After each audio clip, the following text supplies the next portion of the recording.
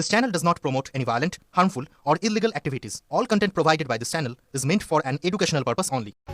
RG Kar medical কলেজে doctor ছাত্রীর খুনের ঘটনায় দোষীদের দৃষ্টান্তমূলক শাস্তির দাবিতে এবার রামবাটি গ্রামের বিশিষ্ট সমাজসেবী হাবিল পাইক এর নেতৃত্বে কয়েক শতাধিক গ্রামবাসীদের নিয়ে আজ বিকেল 4টে নাগাদ রামবাটি থেকে কারবালা হয়ে দক্ষিণ বিষ্ণুপুর পর্যন্ত বিক্ষোভ মিছিল করেন।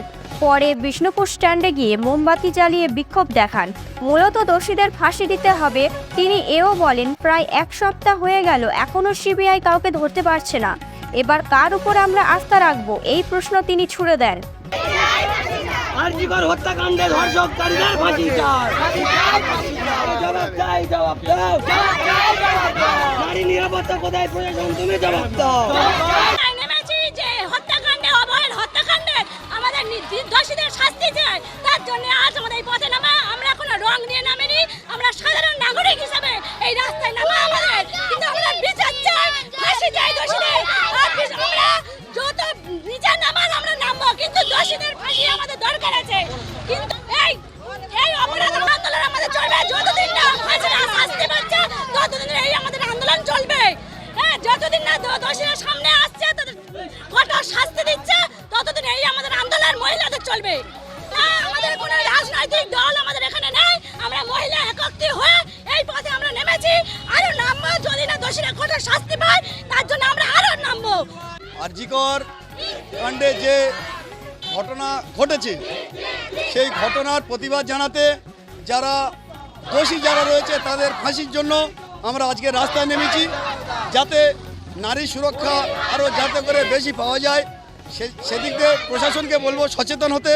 এবং আজকে তো মূলত রাজ্য পুলিশের হাতে যে ঘটনাটা ঘটেছিল এবং ওদের হাতে যে 3 দিন ছিল, 3 দিন পর থেকে সেটা সিবিআই হ্যান্ডেল করছে। সিবিআই আজ পর্যন্ত, আজকের 8 দিন হয়ে গেল, আজকের পর্যন্ত এখনও কোনো আমরা জাস্টিস পেলাম না। সেই জাস্টিসের প্রতিবাদে যাতে আমরা তাড়াতাড়ি সেই জাস্টিস পাই এবং তিলোত্তমার বিচারের জন্য দোষী যারা আছে প্রত্যেকের ফাঁসি দেওয়ার জন্য আমরা সেই আর্জি রেখে আজকের আমরা পথে নেমেছি। সেটা যাতে সরকার এবং সিবিআই সেটা মিলিত হয়ে আমাদেরকে জাস্টিস দিতে পারে, সেই জন্য আমরা আজকের পথে নেমেছি। এটা আমরা আজকের রামবাটি উত্তর বাজিতপুর থেকে কারবালা হয়ে বিষ্ণুপুর থেকে স্টেশন ঘুরে আমরা প্রতিবাদ মিছিলটা করব এবং এখান থেকে আবার উত্তর বাজিতপুরের মোড়ে গিয়ে আমরা প্রতিবাদ মিছিলটা শেষ করব। সিবিআইয়ের উপর আস্থা আছে আর নেই বলতে গেলে চলে। আজকের নির্ভয়া কাণ্ড আজ পর্যন্ত সারদা নারদা তার এখনো বিচার হয়নি, কিচ্ছু হয়নি, বিচার আমরা কিচ্ছু পাইনি সিবিআই থেকে। সিবিআই যতটুকু যা করেছে আজ পর্যন্ত তার সুবিচার এখনো হয়নি। আমরা রাজ্য পুলিশের ওপর আস্থা হারিয়ে সিবিআইকে দিলাম।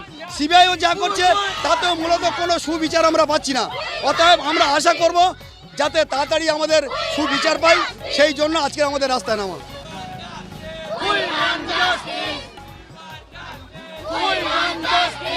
Bureau report, RN TV Bangla.